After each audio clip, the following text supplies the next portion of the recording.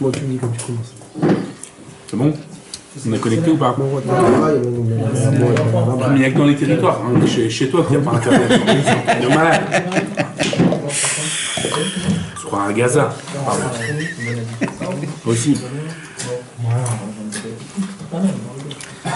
Tav. Allez, on commence.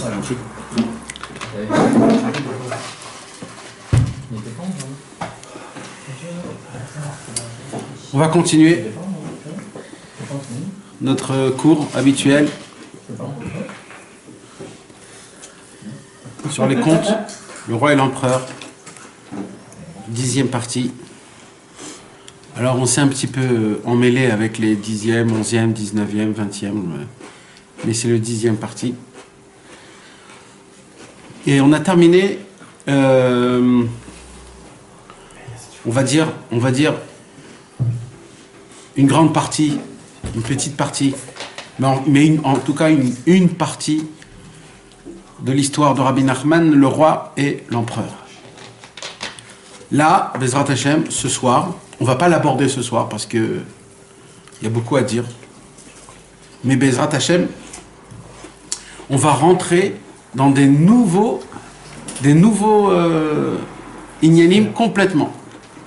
C'est pas une continuation de ce qu'on a étudié. Parce que l'histoire en elle-même, elle prend un tournant complètement différent, radical. Ça veut dire, jusqu'à maintenant, on a vu comme quoi il y avait un roi, il y avait un empereur, ils n'avaient pas d'enfants. À la fin, ils ont eu des enfants. Ils se sont promis qu'ils vont les marier. Ils ont grandi dans la même école. Ils se sont aimés tout de suite. Ils se sont promis qu'ils vont se marier. Après, ils sont retournés chez eux. Et après qu'ils sont retournés chez eux, ils étaient remplis d'amour et de languissement. Ils n'en pouvaient plus. Jusqu'à que ils ont essayé à droite, à gauche de voir, etc. Et les parents, d'un coup, l'empereur, il vient et il dit: c'est vrai que j'ai fait une promesse à toi, le roi, à ton fils, mais je ne sais pas si ton fils, il est capable de gouverner. Alors envoie-le-moi et on verra. Et ils l'ont envoyé. Et lui, il n'avait pas trop la force de gouverner, parce qu'il était fou amoureux de sa promise. Et ça l'embêtait énormément. Jusqu'à qu'un jour, il a vu. Quand il a vu, il s'est évanoui. Elle a pu lui dire encore t'inquiète pas, je ne prends aucun khatan. Tu resteras à tout jamais mon khatan, et quoi qu'il arrive, quoi qu'il se passe. Jusqu'à qu'elle a eu une idée, elle a dit, le fils du roi, pardon, il a dit, viens, on part. Et là, il a dit, ouais, mais ça sert à quoi? Le fils du roi dit, ça sert à quoi? Ton père, il veut pas, personne ne veut. Elle a dit, viens, on part, viens, on prend un bateau, on part. Et il a dit, ok. Il a fait une Messirut Nefesh. Elle a pris un bateau, et ils sont partis en plein milieu de la mer. Ils ont laissé tous leur royaume, leur grandeur, leur richesse, tout. Le fils du roi a fait une Messirut Nefesh pour la fille de l'empereur. L'intelligence et le cœur, la Emouna et le Sechel. Malgré tout, le Sechel a fait une Messirut Nefesh pour la Emouna et il est parti avec elle. Ils sont arrivés dans un port, ils sont descendus et là-bas, ils ont perdu la bague et ils sont repartis la chercher. Et quand ils sont repartis la chercher, ils se sont éloignés l'un de l'autre. Jusqu'à ici, on a étudié. Et ça, c'est un grand mystère qui est très grave. C'est que les deux se sont perdus. Tout ce qu'on a essayé de faire. Parce que ça vient de loin. Hein. Déjà, ils n'avaient pas d'enfants. Ils n'avaient pas d'enfants. Donc déjà, c'est un miracle qu'ils ont eu, eux deux, des enfants. Une fille, un garçon. C'est un miracle que les deux ont étudié dans la même école. C'est un miracle qu'à la première vue, ils se sont aimés. Ils ont fait une alliance, tout seuls, à l'âge de très tôt, ils ont fait une alliance. Ils sont passés des années et ils ont tout fait pour se revoir, ils se sont revus. Ils ont pris un bateau, ils sont partis, ils ont tout lâché, tout. C'est une Messirut Nefesh, c'est un truc de fou. Pour arriver où? Pour en arriver là où maintenant ils sont perdus les deux. Il y a un truc qu'on sait en tout cas. Un seul truc. Tu peux les éloigner les deux le plus loin que tu veux. Ils se retrouveront toujours. Mais un à l'autre, ils s'attendent. C'est tout. Le plus longtemps possible. Hein? Le plus longtemps possible. Et le plus loin possible. Tu peux les mettre dans deux planètes. Tu peux les éloigner les plus loin. Faire tout ce que tu veux. Ils feront même des choses que ça va les éloigner encore plus l'un de l'autre. Ça se pourrait. Mais il y a une seule chose qu'ils n'ont pas... C'est quoi? C'est la promesse. Jamais on va se quitter. On va toujours s'attendre. Et ça, mes amis, c'est ça qui fait toute notre histoire. Toute notre histoire, c'est pour une seule raison. C'est que le roi, le fils du roi, il a dit, bah, je l'ai perdu, je vais aller devenir un serviteur. Ça veut dire quoi, je vais aller devenir un serviteur? Ça veut dire, je vais me rabaisser. C'était un roi, le monsieur. C'était un fils d'un roi. Comment tu deviens un serviteur? Il dit non. Parce qu'un serviteur, parce que c'est momentané. Parce que c'est jusqu'à qu'elle viendra. Donc c'est momentané. Donc ça veut dire, là, normalement, va la chercher, va la chercher. Comme on a vu dans la première histoire, comment il a cherché, la princesse disparue, il a cherché. Va la chercher. Mais aussi, il a cherché, il s'est perdu complètement. Oui, il a cherché. Mais il y a un moment où il a baissé les bras. Il a arrêté de la chercher. Dans la princesse disparue, le monsieur, là, il a cherché jusqu'à la fin. Va la chercher, ta princesse. Lui, il dit, écoute, je suis pas un grand sadique. Je suis pas un sadique. En plus, c'est moi le sechel, l'intelligence. Moi, je vois pas les choses au-delà. Moi, je vois tout calculé, je vois tout... Je vois que j'y arriverai pas, donc... Voilà, Alpi Teva, je suis pas fait pour la trouver, ma princesse. Je suis pas fait.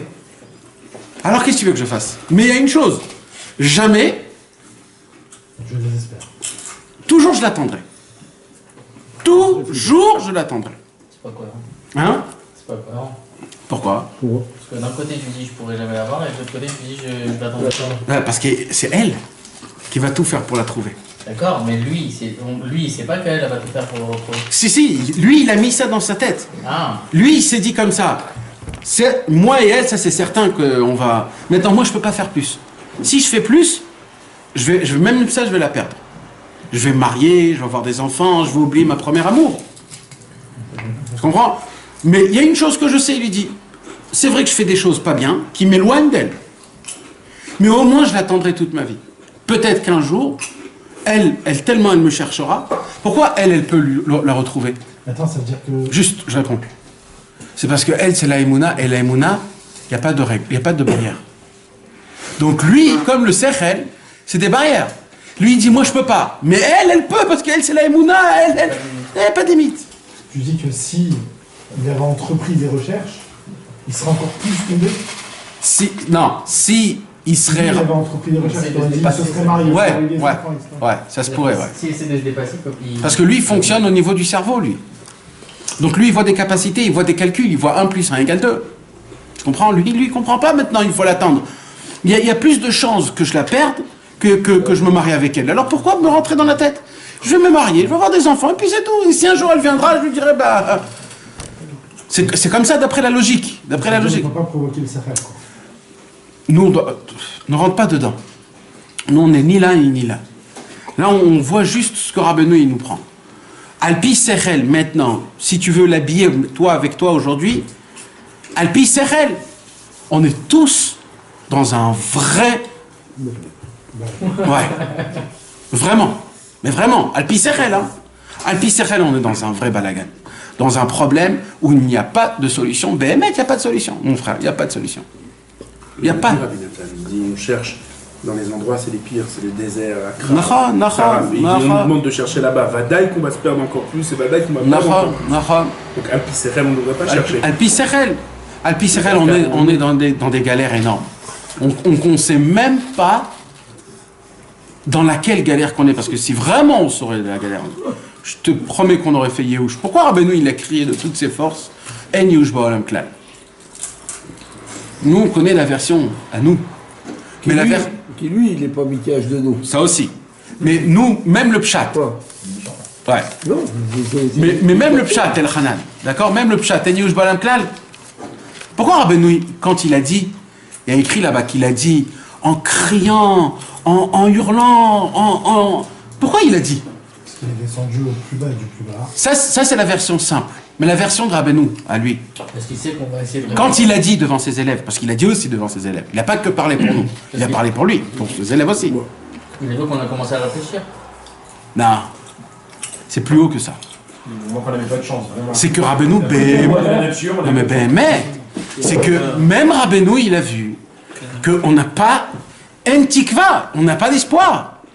Béhémet, c'est très difficile de trouver de l'espoir dans ce monde, avec tout ce que tu veux.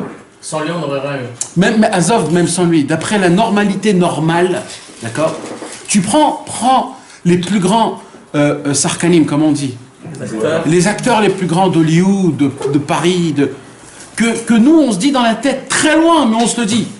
Quelle vie ils ont, purée. Ils n'ont pas nos problèmes à nous, il manque du lait, il manque du pain pour demain. Ils sont tellement loin. Mais Béhémet, ils sont dans une mare noire. On peut même pas s'imaginer la mare noire dans laquelle eux, ils trempent, mais pire que nous. Parce que nous, on ne sait pas. Mais eux, avec tout leur argent, avec la jalousie, avec tout ce qui se passe, et lui il m'a pris, lui il m'a pas pris, lui il m'a dit comme ça, et lui il m'a dit comme ça, et on parle de moi. Et ils sont dans ça veut dire, prends toutes les catégories possibles. Quand un homme il veut vivre dans ce monde, c'est un monde qui est difficile. Alpi Serel, spirituellement et matériellement, les chances, ils sont beaucoup plus faibles que autres pour réussir. Et là, j'en parle même pas de l'année 2018 avec tout ce qui se passe, avec chacun dans le monde, hein, à Paris, au Canada, en Amérique, même en Israël. On entend des trucs partout, des choses qui sont pas normales. On a beau essayer de tout faire, mais... Et pourquoi? Parce qu'on ne veut pas comprendre que ce monde-ci, il a une autre façon de vivre. Il a une autre corde sur laquelle il faut danser. C'est pas sur cette corde-là.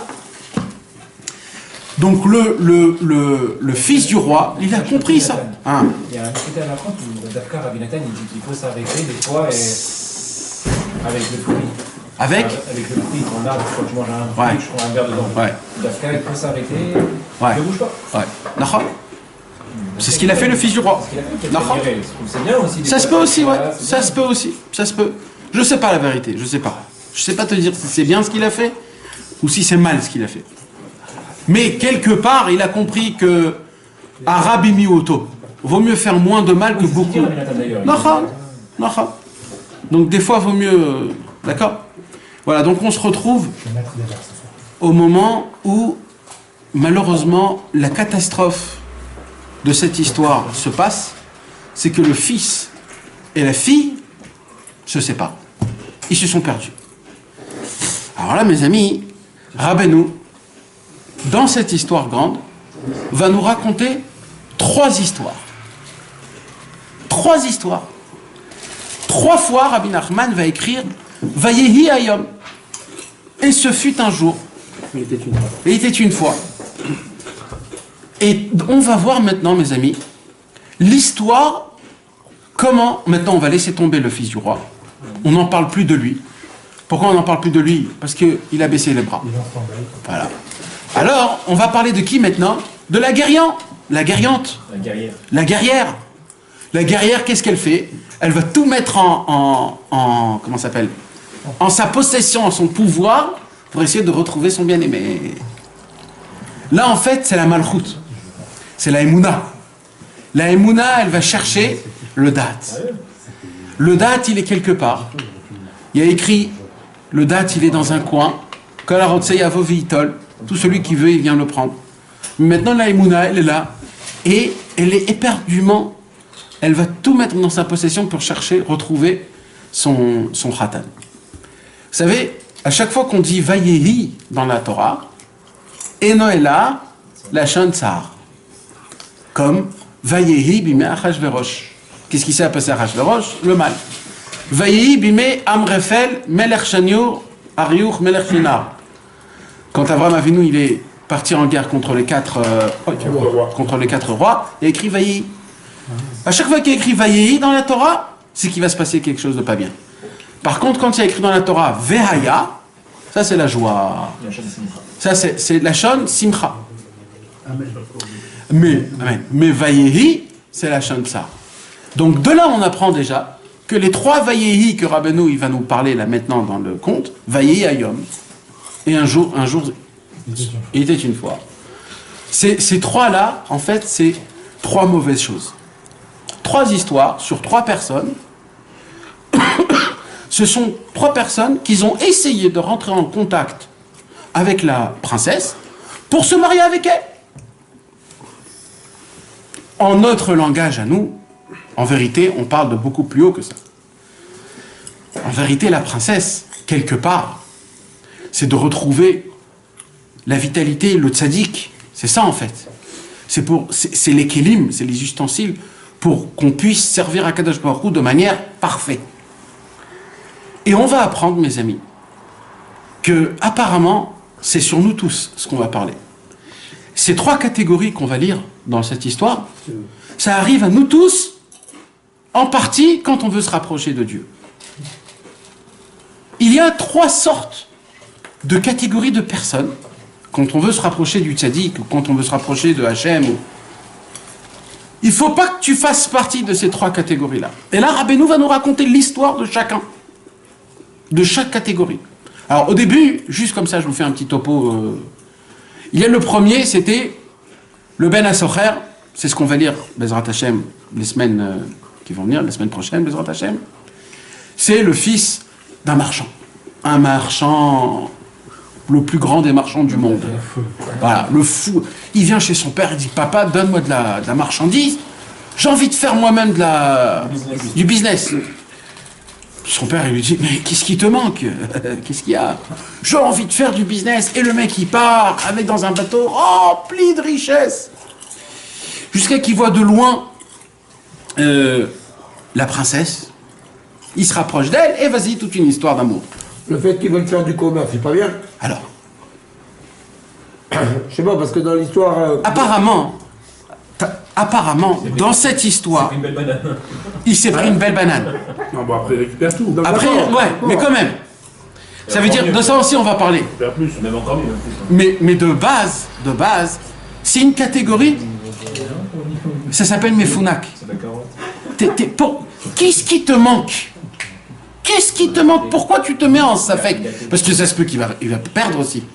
Il va faire du business, mais ça se peut que dans le business, il va perdre. Ouais, mais ça, c'est pas... Non, mais là t'es dans un endroit où ça réussit. Mais justement, mais Founak, c'est s'il était resté planqué chez son père. Non, Founak. quand t'as un... C'est pas chacham de laisser tomber un endroit qui réussit pour aller chercher, te mettre pour... Tu sais pas. Mais là, ce qu'il dit ici, c'est incompréhensible, parce que c'est pas lui qui réussit. Son père a réussi et lui il prend l'oseille de son père.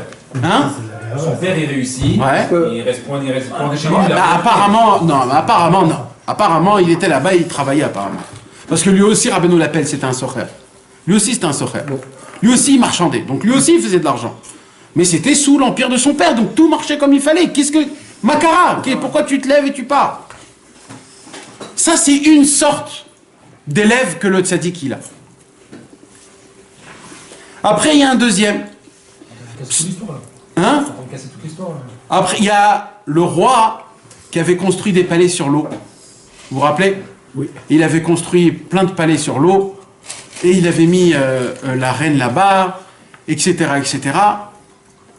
Et la fille, la princesse, elle lui a pris les 11 servantes qu'il y avait là-bas. Une grande histoire, pareil. C'est quoi cette histoire? Après, le troisième, c'est le pirate, le voleur. Il vient, Avec les oiseaux. ouais, et ils se marient tous Non, ensemble. les oiseaux, non, c'est pas- Ça, c'est dans l'autre histoire, ça. Ils se marient c'est ensemble, dans le marchand. et à la fin du compte, elle le tue. Elle le tue, le voleur. Et à la fin, elle arrive à retrouver le vrai fils du roi, celui qu'elle attendait. Elle s'est mariée avec elle. Elle a rendu les 11 filles au roi. Il a rendu la richesse au premier. Et tout est rentré dans l'ordre. Pour celui qui est mort. C'était un voleur. C'était un pirate, le monsieur. Donc il a reçu son compte. Rabbeinu, il a dit, elle a rendu à tout le monde ce qu'elle avait pris. Lui, il avait pris de l'argent, donc de la vie. Donc on lui a rendu la mort. Donc tout a été fait à la perfection. Maintenant, ces 3 personnes-là qu'on a racontées, ces 3 sortes d'élèves que le tzaddik il a, ou alors que ça se passe entre nous, les trois en même temps, et que c'est des taouyotes, ce sont, comment ça s'appelle, des erreurs très, très, très graves à ne pas les faire. Et voilà que, on va pas rentrer ce soir directement dedans, parce que il y a beaucoup de choses à dire bien avant. Il y a une quatrième histoire, le roi, l'enfant du roi qui est parti aussi, et qui meurt là-bas. L'enfant de l'autre roi, qui part en voyage avec sa femme, parce qu'il a peur que s'ils sont attaqués, il faut qu'il puisse naviguer. Et qu'elle le croise là-bas, qu'elle soit passée pour le docteur. Ah oui, ouais, c'était ouais. Ça, c'était dans le deuxième. Et Bekitsour, donc bien avant ça, on va essayer de regarder déjà le point commun. Pourquoi les autres d'avant, ils n'ont pas réussi à se marier avec elle? Pourquoi ils ne sont pas mariés? Ils ont fait des choses, des grandes choses quand même. Ils sont venus vers elle, ils ont été prêts à se rabaisser. C'est des gens qui viennent pour prendre la Emouna. C'est des grands Talmidei Chachamim, c'est des grands tzadikim qui viennent et ils disent « Je veux venir avec toi. » Pourquoi Bassof, non? Ils ont raison d'être avec elle. Ils l'ont trouvé, eux ils l'ont cherché, ils l'ont trouvé. Marie-toi avec elle. Qu'est-ce que t'attends, le monsieur en bas, là, le petit-fils du roi tout petit, qui fait rien pour toi? Nous, on fait des guerres, on te donne des royaumes, on va tout te promettre. Elle veut pas. Pourquoi elle veut pas?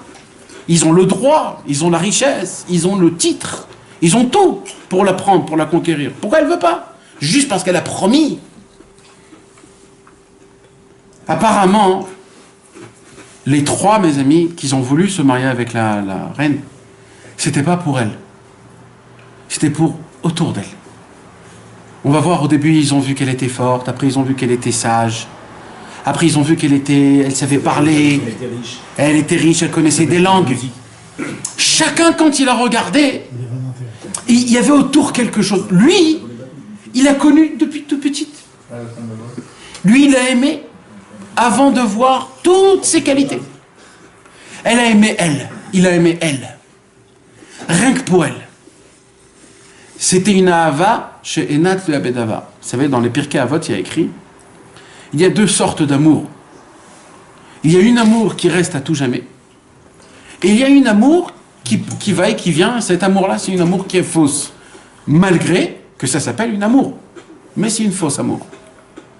Quoi? Chaque amour qui dépend de quelque chose, c'est une fausse amour. Pourquoi? Parce qu'au moment où la chose n'est plus, l'amour disparaît. Donc avant, alors, ils avaient une amour avant? Ouais, ils avaient une amour. Mais c'est une fausse amour. Par contre, quand tu aimes quelqu'un sans qui dépend de rien, c'est-à-dire une amour sans intérêt, ça c'est une amour qui reste. Comme un enfant, il aime son papa ou sa maman. D'une manière ou d'une autre, c'est une amour qui est tout le temps. C'est l'histoire du Matan Torah que tu nous racontes en fait. Pourquoi? Pourquoi? Parce que Amisraël, il a passé censé savoir il n'a pas voulu voir ce qu'il y avait marqué dedans. Alors que tous les autres... Parce qu'on avait une amour qui était comme ça, inexplicable. Mais là, ce que je suis en train de vous dire, c'est qu'il y a des gens qui veulent se rapprocher. Par exemple, je vous donne un exemple, hein, c'est juste un exemple, mais ça, on peut le dire dans tous les cas, dans toutes les catégories. Un exemple, en gros, quand un homme il veut se rapprocher de Rabbeinu, par exemple. Alors, des fois, un homme, il peut se dire, c'est sympathique, Rabbeinu. Parce qu'il y a des bonnes paroles, il y a des livres. C'est sympa, il y a des belles... j'aime bien l'ambiance, j'aime bien... Alors le monsieur il se rapproche parce que ça l'arrange d'un côté. C'est bien, mais ça va pas tenir. C'est bien, mais ça va pas tenir. Pourquoi? Parce qu'il y aura des moments difficiles où ces choses-là, tu n'auras plus de hana, c'est-à-dire tu n'auras plus un profit. Et là tu vas dire, qu'est-ce que j'ai avec ça moi? Ça arrive. Tu t'imagines, nous, aujourd'hui, c'est facile de dire tout ça, d'accord? Imagine-toi maintenant un monsieur, il est déjà âgé, il s'est rapproché de Rabbeinu à l'époque, et aujourd'hui il se retrouve tout seul chez lui à la maison, perdu. Et là il se dit, mais à l'époque, moi, quand je me suis rapproché de Rabbeinu, c'est parce qu'on était en équipe en fait. Et le Rav aussi, il était devenu Breslev. Et on était tous ensemble, on a voyagé tous ensemble à Ouman, et il y avait une étude tous ensemble, etc., etc., etc. Mais maintenant, les années ont fait ce qu'ils ont fait. Maintenant, le monsieur, il se retrouve tout seul. En fait, il se pose la question, mais Qu'est-ce que je fous ici, moi? Et là, il devra vraiment choisir son chemin. Et je vais vous dire la vérité, 90% des gens aujourd'hui qui font quelque chose, c'est que par intérêt. C'est difficile de trouver... Je ne vous parle pas de Breslev, je vous parle de Stam. Dans tout le travail, les enfants, la femme, même choisir ta femme. Aujourd'hui, 90% de ce que tu le fais parce que tu as des... T'as des néguillotes, t'as des, comment on dit, c'est personnel, c'est parce que t'as un ego qui est énorme et tu le fais que par intérêt, mon frère. Alors c'est vrai qu'il y a 10% de conscience, parce qu'obligé, il faut du matspoon quand même. Mais à part les 10%, t'as 90% que c'est fait pour...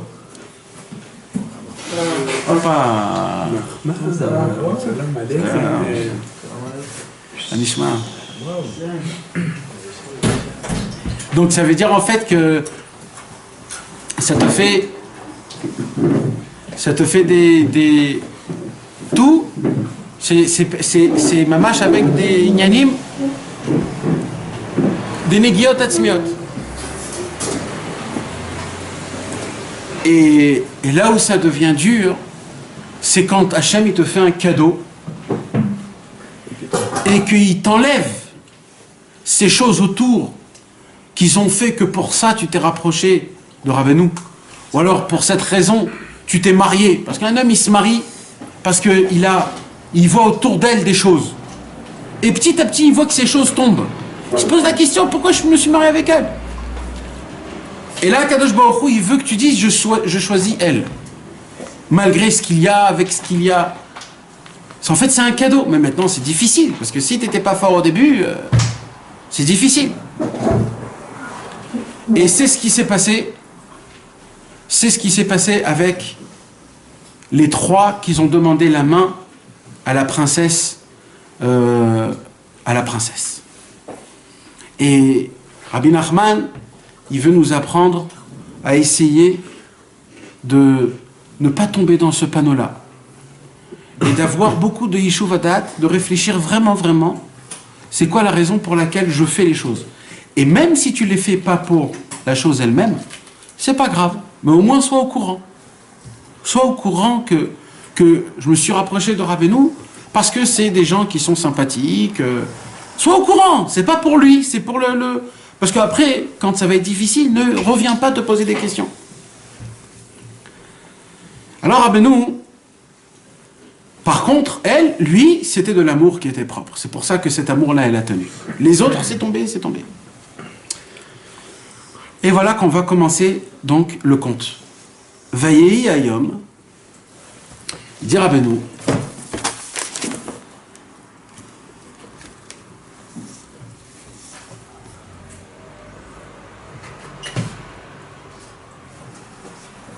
Vayehi Hayom, Vaya socher gadol muflag meod, Vaya lo masa umatan bechol haolam, Vaya lo ben yachid. Il était une fois un marchand extrêmement prospère qui faisait du commerce dans le monde en entier. Il avait un fils unique. En yiddish, il y a écrit deux fois un marchand énorme. C'est-à-dire là on parle, un jour, une histoire, il y avait un marchand qu'on ne peut même pas s'imaginer la grandeur de la marchandise qu'il avait. Dans le monde en entier, il faisait du business. Le monde en entier. Et ce marchand-là, il avait un fils unique. D'accord? Sans rentrer dans l'histoire, je voudrais juste m'arrêter à ce point, qui est un point extrêmement important.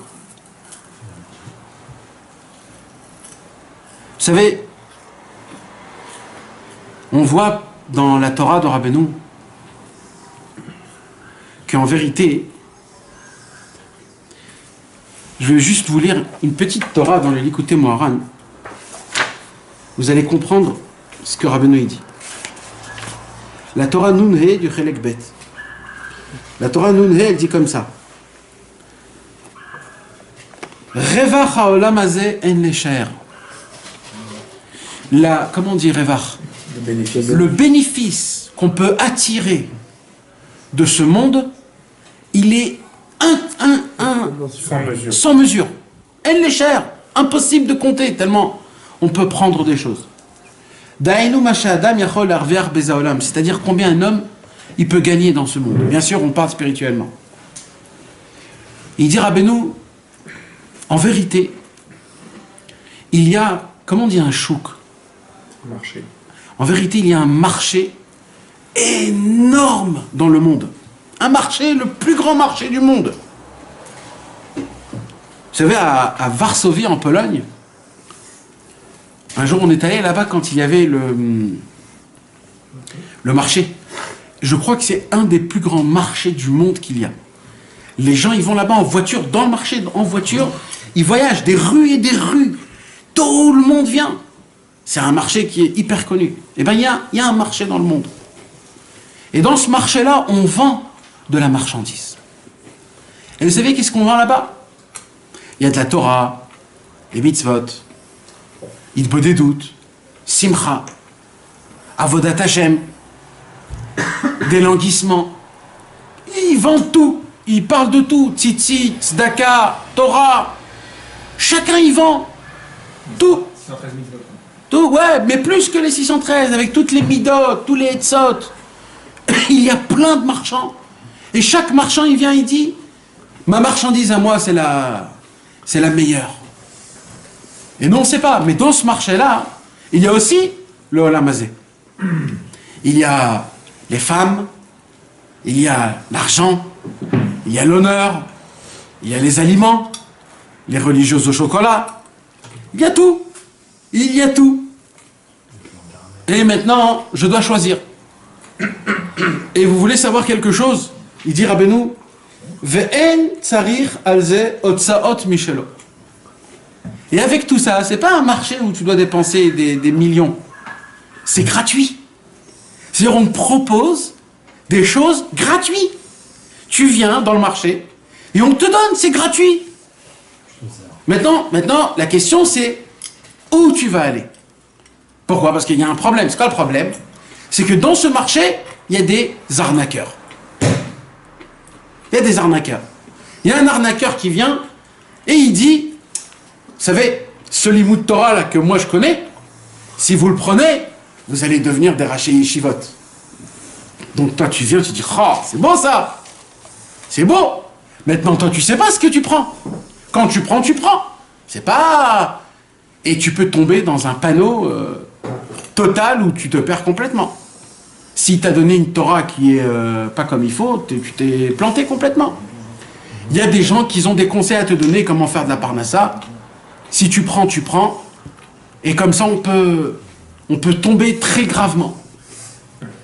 Et apparemment, quand il y a beaucoup de foule autour d'une marchandise, en généralement, c'est que c'est faux. En généralement. Parce que la vérité de la marchandise, c'est toujours quelque part au fond du marché où personne va là-bas. Et là-bas, c'est là-bas où il y a des vrais tzadikim qui disent « Nous, on a les bons conseils pour servir Hachem. Nous, on a la façon de comment on peut servir Hachem. » Mais ça ne nous parle pas à nous. Pourquoi? Parce que c'est pas fluorescent. Ça brille pas. C'est pas... C'est simple. C'est comme c'est.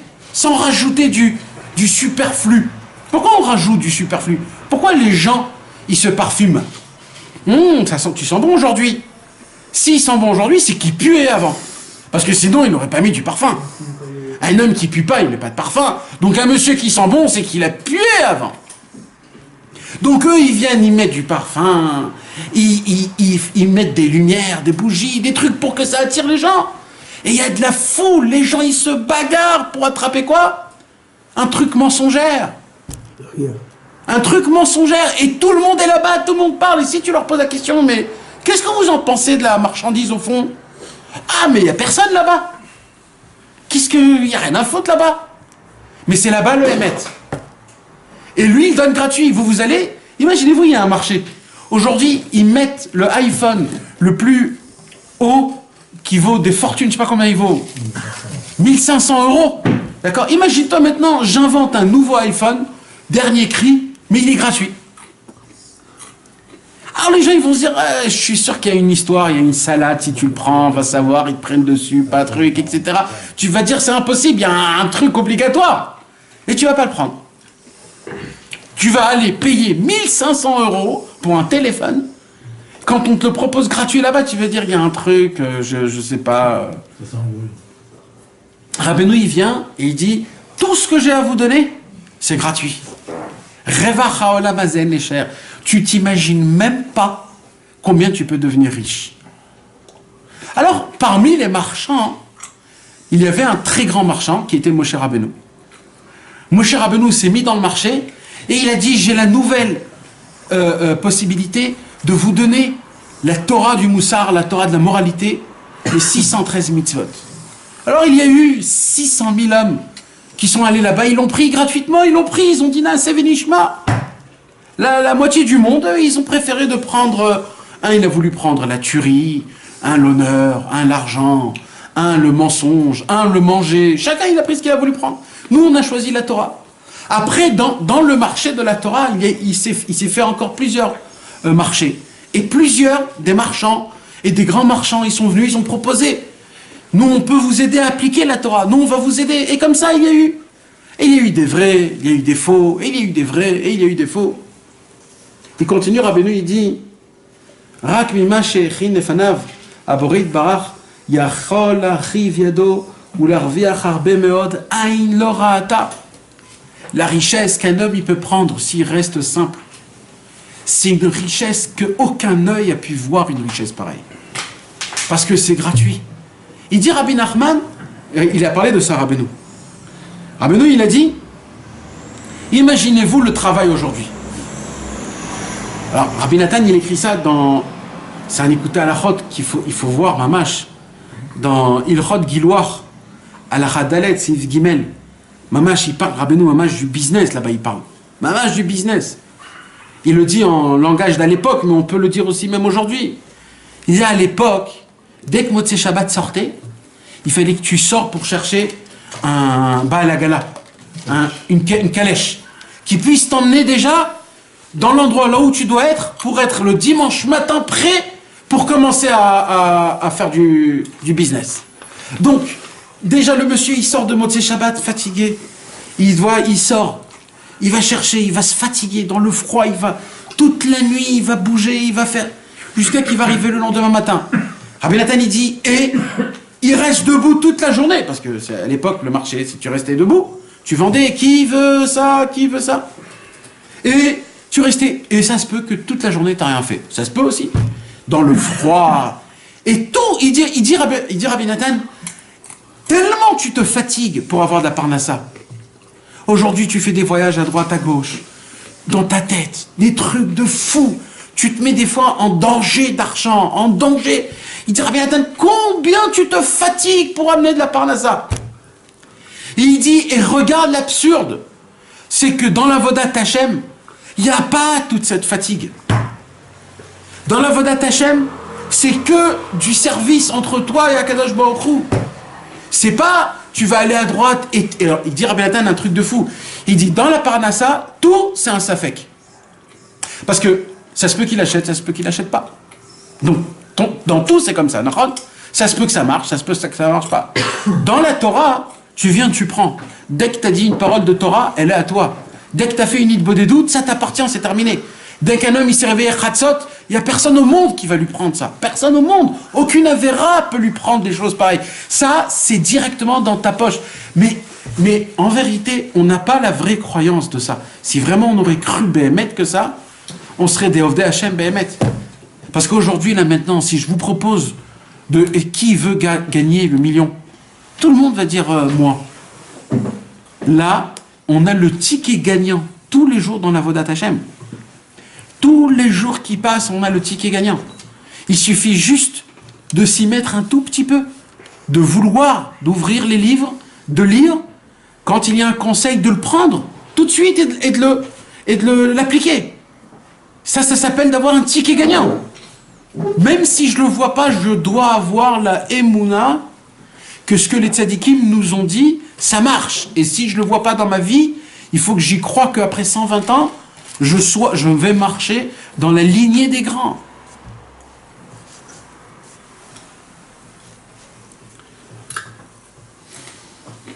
Maintenant, parmi toutes ces marchandises, il y a une autre marchandise. Au fond du marché, tout au fond du marché, il y a un marchand. En vérité, c'est le marchand le plus grand de tous les marchands. En fait, c'est le père de cet homme-là qu'on va parler. C'est le marchand le plus grand au monde. Lui, il se tient au fond du marché. Presque personne ne le voit. On va lui donner un nom ce soir. D'accord? C'est juste une supposition. On va l'appeler Rabbi Nachman de Breslev. D'accord? Ce marchand-là, on va l'appeler Rabbi Nachman de Breslev. Lui, sa marchandise que lui, il a, elle n'existe nulle part sur aucun stand dans tout le marché. Aucun. Mais malheureusement, les gens ne viennent pas là-bas. Vous savez pourquoi? Parce que la marchandise qu'ils donnent, c'est une marchandise toute nouvelle. Toute nouvelle, elle n'a jamais existé. Donc imaginez-vous, vous amenez un téléphone portable, iPhone 10, à l'époque il y a 100 ans. Les gens, ils ne savent même pas de quoi on parle. Et bien Rabbi Nachman, il a ramené de la marchandise de très très très très loin. Écoutez mes amis, je voudrais vous lire une autre Torah dans l'Écoutez Moran. Cette Torah-là, mes amis, c'est une Torah avec une histoire qui se cache derrière. Un jour, il y avait un homme, si je ne me trompe pas, il s'appelait Rabbi Lipa. Rabbi Lipa a été le premier enclenchement du rapprochement de Rabbi Nathan et Rabbi Naftali. Rabbi Lipa était un homme simple, un chassid, sans plus, sans moins. Il habitait à Nemirov, et son beau-père habitait dans une ville lointaine, à Medvedivke. Et à l'époque, Rabbi Nachman de Breslev habitait à Medvedivke. Alors, comme c'était un trajet qui était très long, quand il voyageait chez ses beaux-parents, il restait là-bas longtemps, le temps de profiter, et après il revenait chez lui à la maison. Un jour, Rabbi Lipa a pris sa femme et ses enfants pour aller voir son beau-parent. Il est parti à Medvedivke. Et là-bas, il est resté pendant tous les Yamim Noraim. Le mois de Elul, le mois de Tishri. Et bien sûr, Rabbi Lipa est allé prier où? Chez Rabbi Nachman. Et Rabbi Lipa a changé complètement. Mamash. D'un Stam Avrer Pachout, il est passé à un vrai Oved Hashem. Il priait en frappant des mains, en criant, en bougeant, avec une ferveur. Rabbeinu lui a complètement bouleversé. Il est revenu chez lui à la maison à Nemirov.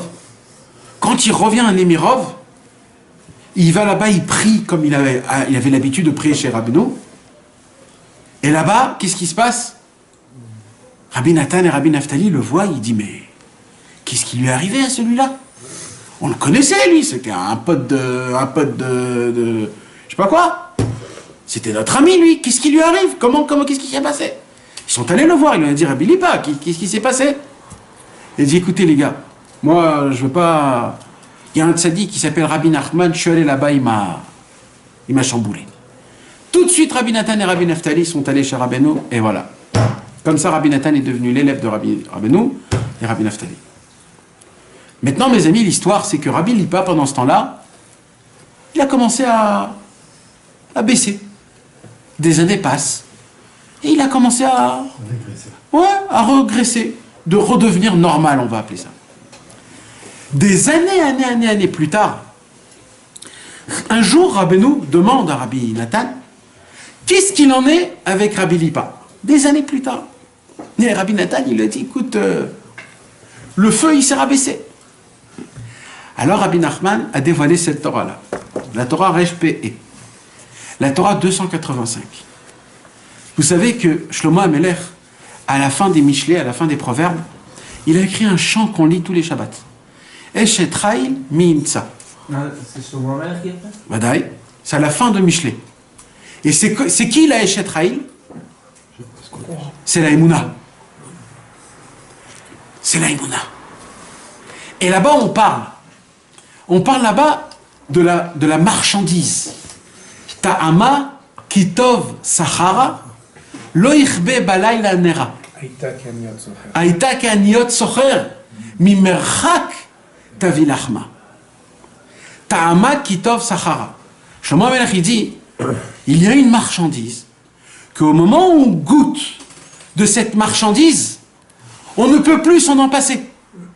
Et jamais on va oublier ce goût de cette marchandise. Il dit Rabbi Nachman comme ça. Ta'ama kitov sachara aïnu teref keshetoamin ta'ama Torah shel hatzadik ha'emet. Il dit Rabbeinu comme ça. Quand un homme y goûte le goût du tzaddik authentique, shuv lo yichbe balayla nera. Même pendant la nuit, la lumière ne s'éteindra jamais. C'est quoi la nuit? C'est une période, la période où c'est difficile, une période qui est obscure. Même la nuit, même Rabbi Lipa, que maintenant il est en mode nuit, lo yichbe balayla nera. Même lui, il lui reste un petit feu encore qui brûle. Mais ça n'existe pas d'éteindre un feu. Quand tu goûtes la Torah du tzaddik, elle a une influence en toi, même quand toi t'as tout lâché. T'as tout lâché.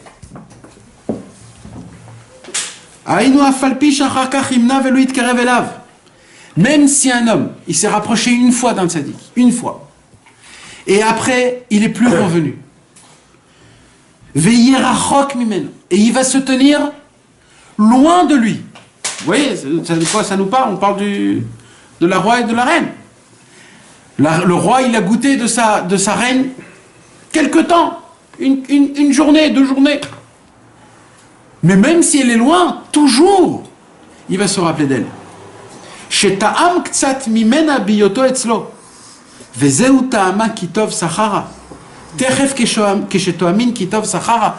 Quand on goûte une bonne marchandise, quand un homme, il a fait un coup, un vrai coup, il a acheté un truc, il a revendu avec 400% de Revart. Il va se rappeler toute sa vie de ça. Parce qu'il s'est dit, mais c'est la première fois de ma vie que j'ai fait mon premier coup de fou. Cet homme-là, même s'il va retomber dans la pauvreté, ou même s'il va gagner plein d'autres richesses, toute sa vie, il va se rappeler du premier coup qu'il a fait, parce qu'il était tellement bon. Il dit, Rabbeinu, quand tu goûtes une vraie marchandise, tu ne peux pas, après, l'oublier. Tu ne peux pas... Là, on parle d'une marchandise. Non, parce qu'il y a une différence, après on va le voir. Donc là, on parle d'une marchandise. C'est quoi une marchandise? Le Yahin Hungari, c'est plus de la Torah. Ça, c'est une marchandise, c'est un travail, c'est un service divin. C'est aller faire Hitbo des doutes. Ta première Hitbo des doutes de toute ta vie. S'il était bien, s'il n'était pas bien, c'est... Toujours, tu vas te rappeler d'elle, parce que ça a été la première fois où tu as ressenti que ça fait son effet. Un vrai Tikkun HaKlali, un vrai Vidui Dvarim, une vraie Avodat Hashem où tu te prends Behemet en considération. Azay shuv leolam lo yichbe balayla nera ki tamid ta'ir lo or haTorah sheta'am etzlo afilu balayla aynu bet ha'yitrachakut shebechinat layla ki lo yichbe balayla nera leolam va'ed. Parce que c'est impossible que la lumière du tzaddik, elle peut s'éteindre dans le cœur d'un homme au moment où un homme il a goûté, c'est impossible. Ça ne peut pas être. Et ça, mes amis, on est tous dans le marché. On est toute notre vie dans le marché. Quand on va au travail, on est dans le marché et on choisit de prendre le travail et d'y croire que c'est ça qui va m'emmener ma parnassa. De temps en temps, on passe dans le marché, dans comment t'as dit, les stands de service divin, d'Avodat Hashem, et tu te dis, ouais, peut-être je vais faire tchouva aujourd'hui, peut-être je vais faire une petite shacharit, mincharvit, et tu passes par là, tu passes par l'ip, etc., etc. Des fois, tu passes par le Hémet, tu dis, c'est beau, c'est bien, mais tu continues, tu prends pas. Pourquoi tu prends pas? Ça suffit pas de dire c'est beau. Ça suffit pas de dire que c'est une bonne marchandise. Va prendre. Vite, applique. Va faire. Tu ne peux pas passer devant et dire « Oh là là, qu'est-ce qu'ils sont forts, ceux-là » et tu continues. Tu ne peux pas, c'est gratuit. C'est gratuit. Il y a plus que ça. Regardez. Qu'est-ce qu'il dit Rabbeinu? Il dit Rabbeinu, vous voulez savoir à quoi elle ressemble, ma marchandise? Il dit le marchand. Comme ça, il dit Rabbeinu. Im itdabek atzmo les divrei Torah ayotzim mipi atzadik. Il dit, Rabbeinu, vous voulez connaître ma marchandise? Je vais vous apprendre quelque chose. Il dit, si vous allez m'entendre, Béhémet, si vous allez m'écouter, Béhémet, vous allez être collé à mes paroles, écoutez bien ce qui va vous arriver. Tameani, je m'étonne, er efshar acharkar lisbol velarpot chaya olamazé. Un homme qui goûte ma marchandise, je vais m'étonner si après il a la possibilité de vivre une vie normale. Je m'étonne, je suis étonné comment un homme après il peut manger. Comment il peut rajouter du sel dans son manger ou du sucre dans son café. Parce que je vais vous faire connaître et goûter des mondes et des goûts que jamais au monde ça n'a été goûté. Jamais au monde on a entendu parler ou goûter des choses pareilles, jamais. Ça, c'est la marchandise que j'ai à vous proposer. C'est pas une marchandise qui est amère. C'est pas une marchandise qui est difficile. C'est une marchandise au moment où tu goûtes, t'es tout de suite accro. C'est une drogue. C'est une bonne drogue. C'est une drogue au moment où tu la prends, t'es dans un autre monde. T'es dans un autre monde. Les choses que le monde y croit que c'est important, ils sont plus importants. Les choses qui sont pas importantes, ils deviennent importantes. Et tu commences à vivre une vie autre de ce monde-ci. Et tu es pareil comme les autres. Tu t'habilles comme les autres. Tu rigoles comme les autres. Mais toi et l'autre, c'est deux mondes différents. Vous savez, le serviteur de Rabbi Nachman, quand il rentrait chez Rabbi Nachman pour lui proposer à manger, à boire ou des habits, lui, il voyait Rabbi Nachman pas en tant qu'un tzaddik. Il le voyait en tant qu'un homme. Parce que lui, c'est un serviteur, il n'a rien de spécial. Mais maintenant, les gens qui étaient autour, qui voyaient, où est la différence? Les deux, ils voient le même homme, mais on a deux autres visions. C'est ça la marchandise que Rabbeinu il a à nous donner. C'est une marchandise qui est d'une puissance qu'on ne peut même pas s'imaginer. Je voudrais avec vous, s'il vous plaît, vous lire tous l'histoire que vous avez tous mentionnée. Voici une parabole qu'il exposa. Un grand commerçant voyagea une fois avec pour toute cargaison de bons vins de Hongrie. Le serviteur et le cocher dirent en commençant: voilà que nous voyageons sur cette route en possession de ce vin et nous souffrons tellement de la soif, faites-nous goûter un peu. Il leur donna à boire de ce bon vin. Après quelques jours, le serviteur eut l'occasion de se joindre à des buveurs de vin dans une petite ville. Ces derniers burent du vin et se mirent à faire son éloge, en disant qu'il s'agissait certainement d'un vin de Hongrie. Le serviteur déclara: faites-le-moi goûter. On le servit un verre. Il affirmera: je sais pertinemment qu'il ne s'agit nullement d'un vin hongrois. Tout de suite, ils ont dit: mais comment tu as la possibilité de pouvoir savoir c'est quoi un vin hongrois? Qui tu es toi pour savoir c'est quoi un vin hongrois? C'est un vin qui est énorme. Il a dit: non, moi j'ai déjà goûté un vin hongrois. Dès que tu goûtes le vin hongrois, on peut plus te rouler. Son goût est tellement raffiné, son goût est tellement spécial que tu peux me donner tous les vins, essayer de faire toute la même chose, c'est pas pareil. Qu'est-ce qu'il a de spécial, le vin hongrois? Le vin hongrois, on le fait fermenter 7 fois. C'est-à-dire 7 fois, on laisse les raisins qui refermentent et qui refermentent en rajoutant des nouveaux et qui refermentent tout du début. Donc il est tellement spécial ce vin que tu peux pas Et là il dit Rabbi Nachman, écoutez la parabole, parce que beaucoup de gens ne comprennent pas, mais il y a un point ici que Rabbeinu il dit. Notre maître Zal ajouta: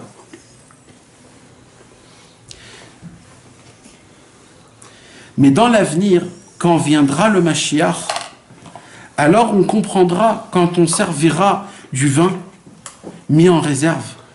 Les autres pourront être dupés en leur servant à boire du vin de Valichai ou de Stravitz. On leur dira qu'il s'agit d'un bon vin, mis en réserve. Mais les Chassidé Breslev, eux, on ne pourra pas les tromper, car nous avons compté du bon vin. Vous savez ce qu'il dit Rabbeinu là? Rabbeinu, il ne parle pas aujourd'hui. Rabbeinu, il parle quand Mashiach viendra. Vous voulez savoir qu'est-ce qui va se passer quand Mashiach viendra?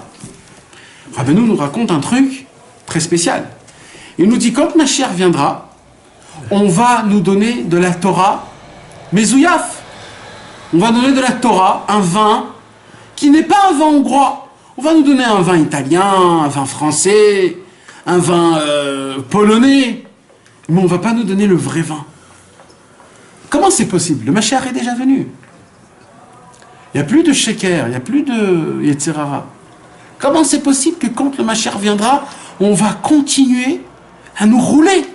On va nous proposer des torotes en nous disant que ces torotes-là, ces enseignements vont nous aider, vont nous rapprocher de Dieu. Comment c'est possible un truc pareil? Rabbeinu dit, je ne sais pas, mais il y a une chose qui est sûre. Avant Mashiach, je vais dévoiler moi ma marchandise. Ma marchandise, c'est un vin hongrois. Au moment où on goûte à ce vin, on ne peut plus se faire tromper. On ne peut plus. On a un sens de vérité tellement fort, les gens qui cherchent la vérité, que tout de suite, quand un homme il veut être serviteur de Dieu, quand il veut servir Hachem, dès qu'il va entendre quelqu'un, il veut dire non, non, non, non, ça parle de trop, c'est pas... Et quand tu vas entendre ça, tu vas dire c'est pas moi, c'est pas... Tout de suite, tu vas vouloir chercher la simplicité, l'application directe, les choses simples. Tout de suite, tu ne vas pas chercher les choses qui brillent. C'est ça, la marchandise de Rabbeinu. La marchandise de la Rabbeinu, c'est un vin hongrois, un vin qu'on n'a jamais entendu pareil. On connaît tous des vins de France, des vins... C'est un vin hongrois. C'est un petit vin, mais un vin d'un goût exceptionnel. Rabbeinu, il continue. Rabbeinu, il dit, écoutez bien, dans Chaim Moharan, Rabbeinu, il dit comme ça.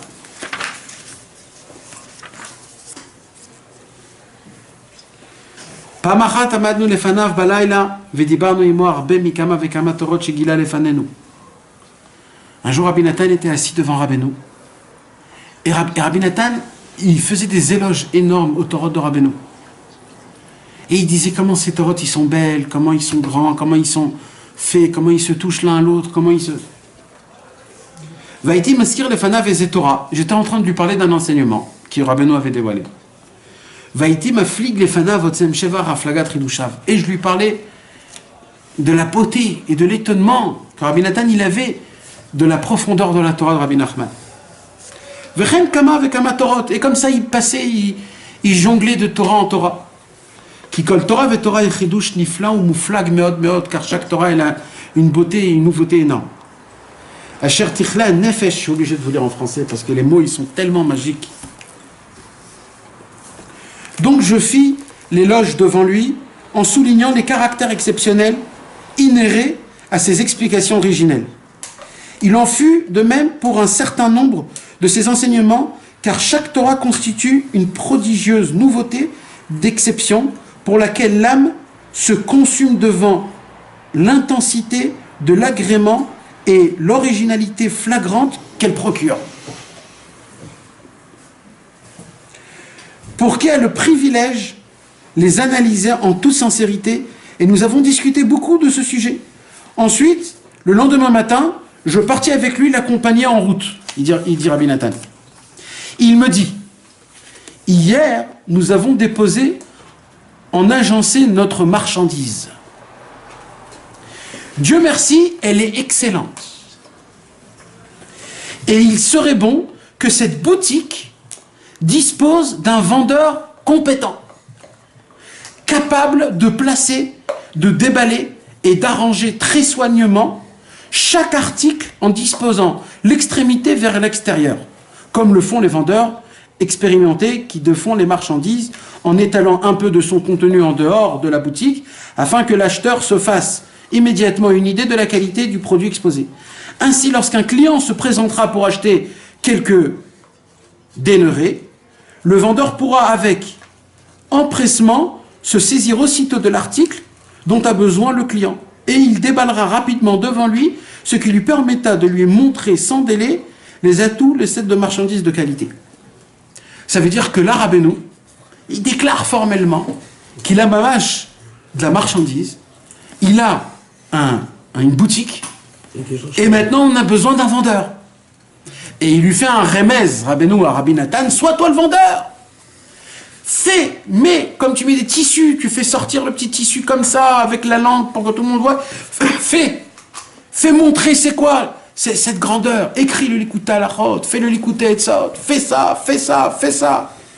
Et Rabbi Nathan a eu cette force de pouvoir nous présenter à nous faciliter la vision, les pensées de tout ce que Rabbeinu a écrit. Sans Rabbi Nathan, on ne serait jamais arrivé. Tout ce que Rabbeinu aurait écrit sans Rabbi Nathan, ça serait impossible. Impossible. Jamais on ne serait arrivé à ça. Rabbi Nathan, il a fait que c'est devenu possible. Rabbi Nathan est devenu le marchand, le vendeur. Il vend de la marchandise du plus grand marchand au monde. Donc Rabbeinu l'a déclaré formellement. C'est pas stam quelque chose. Mamash, il l'a déclaré.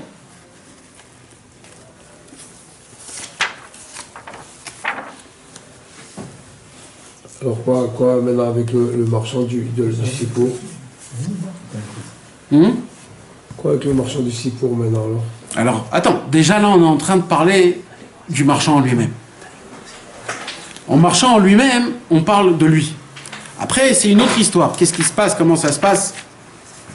Vous savez, avec toute la beauté et la grandeur de Rabbeinu, il a dit comme ça, il affirma, je ne vous livre de ma Torah que le rebut qui est situé à des milliers, à des millions de degrés plus bas que ce que je perçois. Mais je ne peux pas dispenser un enseignement à un niveau plus bas que celui-ci. Ce sujet a déjà été évoqué par ailleurs, s'y est référé. Rabbeinu, il donne les écorces qu'il nous a dévoilées. Ça veut dire la marchandise exceptionnelle, impossible à comprendre tellement elle est inexplicable. Ça, c'est la plus naze des marchandises qu'il a véritablement. La vraie marchandise que lui, il obtient, c'est une marchandise qui n'existe nulle part. Nulle part au monde, personne ne la connaît vraiment. Mais il ne l'a même pas, ça, on n'a pas. Mais la racine, elle est là. T'as pas besoin d'elle. T'as besoin de ce qu'on a là.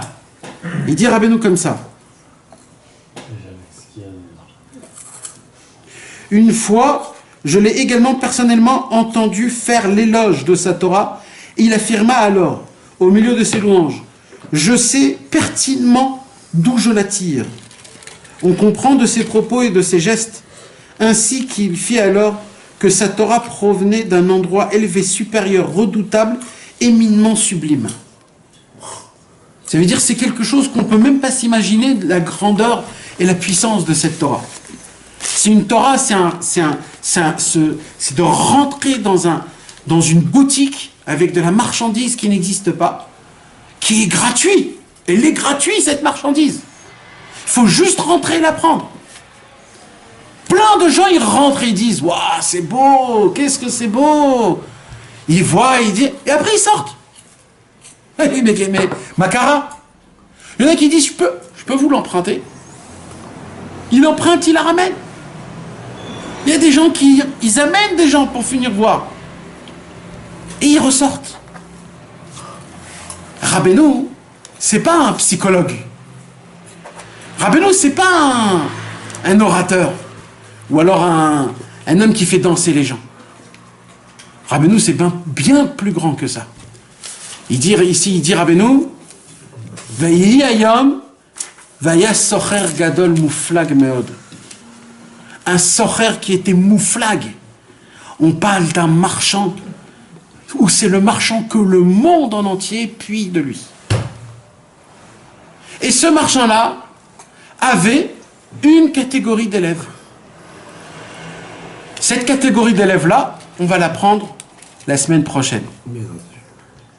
C'est qui? Parce qu'il a des élèves.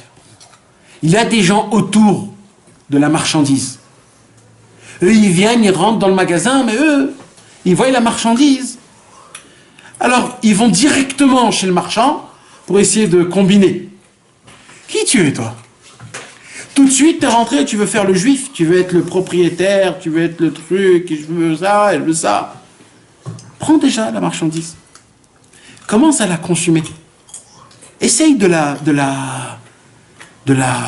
rendre forte. De voir l'efficacité. Mais le problème, c'est qu'on ne sait pas. On n'y croit pas. On n'arrive pas à croire combien Rabbeinu, c'est un marchand. Combien Rabbeinu, il a à nous proposer. Il a à nous proposer, il a à nous proposer. Et nous, on ferme les yeux. Rabbeinu nous propose d'être joyeux, de se juger que du bon côté, de ne pas faire attention aux mauvaises choses, de parler avec son Créateur tous les jours 1 heure.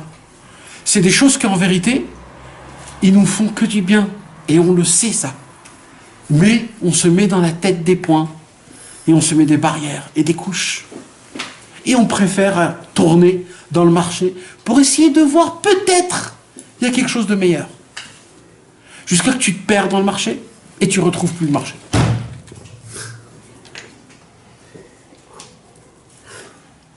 Ce soir, on a parlé du marchand. La semaine prochaine, on va parler de l'acheteur. C'est nous, en fait. Mais il fallait passer par ce marchand d'abord. Il fallait vendre c'est qui le marchand. Il fallait faire la déballe. C'est une déballe qui est énorme. Elle est tellement importante, cette déballe. C'est des joyaux. C'est des pierres précieuses. Les conseils que Rabbeinu nous donne. Le travail que Rabbeinu nous donne. C'était le plus grand des marchands du monde. Il a donné la possibilité comment marchander, gagner sa vie sans trop se casser la tête. En étant toujours Bessimcha, toujours en bonne santé, en regardant toujours tout le monde du bon œil, et d'essayer de vivre en rendant le monde meilleur et parfait. Maintenant, c'est à nous le travail. Lui, il a fait son travail. On ne pourra pas après revenir et dire « ouais, c'était à cause de lui, c'était à cause de lui ». C'est à cause d'une seule personne. Maintenant que lui, Rabbi Nachman, il s'est projeté, il a dit combien elle vaut sa marchandise. Maintenant, tu n'as plus rien à dire. On te l'a dit. C'était ni pour se vanter, c'était ni pour faire les gros bras, c'était tout simplement pour sauver. Maintenant, c'est à nous de faire le calcul. Est-ce que ça vaut la peine de s'y mettre un petit peu tous les jours? De prendre, de l'amener chez nous, d'essayer d'y penser, d'essayer d'en parler, d'essayer de voir comment appliquer le conseil. Et là, tu fais partie du bon. Mais maintenant, même quand tu arrives dans le magasin, Rabbeinu va nous donner encore là 3 types de genres de personnes qui se sont fait avoir. Vous savez, mes amis, il y a eu 4 personnes qui sont montées dans le ciel vivant. Il y a eu Rabbi Akiva, Ben Azaï, Ben Zoma et Acher. Parmi ces 4, qui étaient tous des tzadikim, comme on ne peut même pas s'imaginer, il y en a eu un seul qui est rentré, qui est sorti comme il fallait. Là, mes amis, il y a 4 types de personnes. Il y a le Ben Assocher, il y a le roi qui a construit des palais d'or, il y a le voleur, et il y a en fin de compte le vrai Khatan du... Cette histoire nous rappelle un petit peu, il dit Rabbeinu dans la Torah Nun Dalet, tout homme qui se rapproche du tzaddik, il est obligé, il a en lui les 4. Ben Azaï, Ben Zoma, Acher et Rabbi Akiva. Et il faut qu'il passe d'étape en étape. Il faut qu'il passe de l'étape de Acher. C'est-à-dire, quand il voit des choses, qui se posent des questions sur le tzaddik, il ne faut pas faire attention. Après, il ne faut pas qu'il soit en ribouillard. Après, il ne faut pas qu'il veut rester que dans la Vodat Hashem. Il faut qu'il connaisse aussi les descentes. Et avec tout ça, il faut que tu te rappelles qui tu es et où tu es. Si tu arrives à passer ces étapes-là, tu pourras faire partie des personnes qui s'appellent Adam Hashalem, la complémentarité. Servir à Kadosh Baruch Hu avec le moach et le lev, le cerveau et le cœur, la émouna et le da'at, le tzaddik et la malchut. Et grâce à ça, faire toute la chose qu'on doit faire pour la raison pour laquelle on est venu dans ce monde, Bezrat Hashem. Goya. Voilà. Hazak, on commence. Ça a commencé? Ah, Benjamin. Ça commence. Allez, vas-y, le crois la semaine prochaine. Là, j'étais juste pour goûter avant. Ah, Hazak. Juste une anecdote qui touche à notre paracha de la semaine, mes amis. Dans notre paracha, mes amis,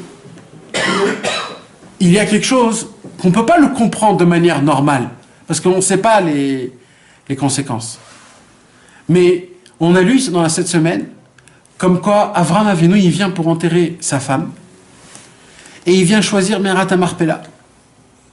Et il y a écrit là-bas qu'il passe par Ephron, et il demande à Ephron, vends-moi la Me'arat HaMarpela. Et Ephron, comme un imbécile, il lui vend la Me'arat HaMarpela. Maintenant, on dit que la Me'arat HaMarpela, c'est l'endroit, le char du Gan Eden. C'est l'endroit là où toutes les Neshamot y passent. C'est la porte du Gan Eden. La lumière qu'il y a là-bas, impossible à comprendre. Rabbeinu, il dit dans l'Écoutez Moran que toutes les prières, ils sont obligés de passer par Hebron. Obligés. Un homme, il prie, je sais pas où, elles doivent d'abord passer à Hebron et là-bas monter. Comment? Il pose une question, Rabbi Nathan, simple. Comment Ephron peut vendre de l'or pareil? Il savait. Il y a écrit dans le Zohar HaKadosh qu'il connaissait cet endroit, qu'il était très spécial. Il avait peur. Il avait peur. Et il y avait des choses bizarres, mais il savait qu'il y avait un truc. Mais c'est pas ça qui pose la question, Rabbi Nathan, Rudy. Rabbi Nathan, il est plus fin que ça. Il dit comment tu peux habiter juste à côté de Hebron et ne rien ressentir. C'est ça qui pose la question, Rabbi Nathan. Non mais ça veut dire, il dit, tu t'imagines que c'est possible un truc pareil? D'être proche de la porte, proche de la Yeshua, proche de tout, et ne rien voir. Presque aller le vendre. Un mec qui peut avoir une clé, il sait pas ce que c'est cette clé. En fait, c'est la clé à un trésor énorme. Il se dit, je sais pas quoi en faire, il le vend en fer pour rien, pour 3 shekels, 5 shekels. T'as vendu la clé du trésor? Mais c'est pas... Ephron a vendu Hebron. Il dit, Rabbi Nathan, des fois, nous, on se tient à côté d'une gdoucha, à côté d'une chose énorme, et on a la possibilité, chas v'shalom, de la vendre pour rien, ou pas juste la vendre, de ne pas faire attention. C'est tout ce qu'on vient de parler. On a beau se tenir, surtout nous on connaît Rabbi Nachman, on connaît un petit peu la Torah de Rabbi Nachman, on connaît les écrits, on a voyagé à Ouman, on a fait des choses, on connaît, on est là, et on peut le vendre, Rabbeinu, on peut le vendre. Ou alors on peut être à côté et dire, ouais, c'est sympathique, salut.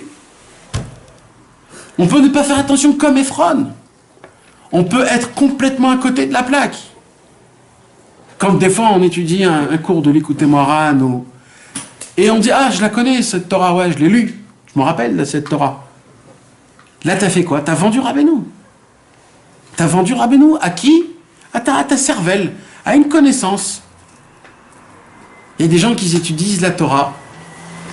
Vous savez, aujourd'hui j'ai lu Ki Adonai iten chorma mipiv da'at udvuna. Il y a un grand tzaddik qui étudiait debout. Il étudiait debout. Il n'y a pas longtemps, il est niftar il n'y a pas longtemps. Et il a écrit dans une lettre à un de ses élèves, je ne sais pas à qui, il a dit, il étudiait 6 et 8 heures par jour, debout. Et il a dit, vous croyez que, nous on croit que plus on a du confort, plus on peut s'y mettre à l'étude de la Torah. Nahon, j'ai une belle chaise avec un bon stender, le café, le mazgan, 19 degrés, tout top comme il faut, assis, comme... Là, tu te dis, là, je vais étudier une super... Et il dit, mais moi, en étant debout, en souffrant, il dit, j'ai découvert qu'on peut encore plus comprendre la Torah. Il dit, vous voulez savoir pourquoi? Il dit, parce que si tu étudies la Torah d'une manière, comme on l'a dit tout à l'heure, avec un grand confort, etc., ça devient une sagesse. Pour une sagesse, on a besoin de confort. Mais pour la Torah c'est Dieu qui te donne la Torah. Milpiv d'Atudvuna, c'est Dieu qui t'apprend la Torah. C'est pas ta tête. Quand tu comprends quelque chose de la Torah, c'est Hachem qui te l'a fait faire comprendre. Quand tu le comprends pas, c'est lui qui te fait pas comprendre. C'est pas ta tête. Donc, Akadosh Baruch Hu, il veut que plus Akadosh Baruch Hu, il voit que c'est plus dur pour toi, plus il te donne la Torah gratuitement. Et c'est pour ça que, au moins pour essayer de trouver la marchandise de Rabbeinu, au moins de ne pas la vendre, ou alors de ne pas la mettre à côté. Comment c'est possible qu'un homme il peut avoir des livres aussi précieux chez lui à la maison, comme Conseil, comme Aleph Bet, comme le Likutei Tfilot, et ne pas les ouvrir tous les jours? Comment c'est possible un truc pareil? Comment c'est possible? Comment c'est possible? Comment un homme il peut passer devant sa bibliothèque et de faire comme si que le livre Conseil n'est pas, comme si que le Likutei Tfilot n'est pas? C'est vrai que les livres, ils vous voient. Ils disent, est-ce qu'il va faire attention à moi ou alors il va me faire l'œil tu sais, comme quand le mendiant il te demande de l'argent, tu fais comme si que tu l'as pas vu. Tu continues, ou alors les gens qui font du stop, tu les fais comme si que tu les vois pas. Les livres aussi, ils sont là, ils disent, je vous en supplie, ouvrez-moi, ouvrez-moi. Et nous on est là, on passe, on repasse, on passe, on repasse. Il ne faut pas qu'on fasse partie de Ephron. Ephron, c'est la gimatria de Ra'ain, mauvais œil. Il avait un mauvais œil, Ephron. Il n'arrivait pas à voir. Nous, on doit avoir le Tov Ain, on doit avoir, c'est la Torah Nundalet, on doit avoir un bon œil pour être sauvé de toutes ces choses qu'on a qui vaut beaucoup et que malheureusement on jette. Ça, c'est l'histoire du marchand. Et Bezrat Hashem, le cours prochain, on va en parler de l'acheteur. Quand l'acheteur il vient pour acheter la marchandise, qu'est-ce qu'il ne faut pas être et qu'est-ce qu'il faut être? Bezrat Hashem.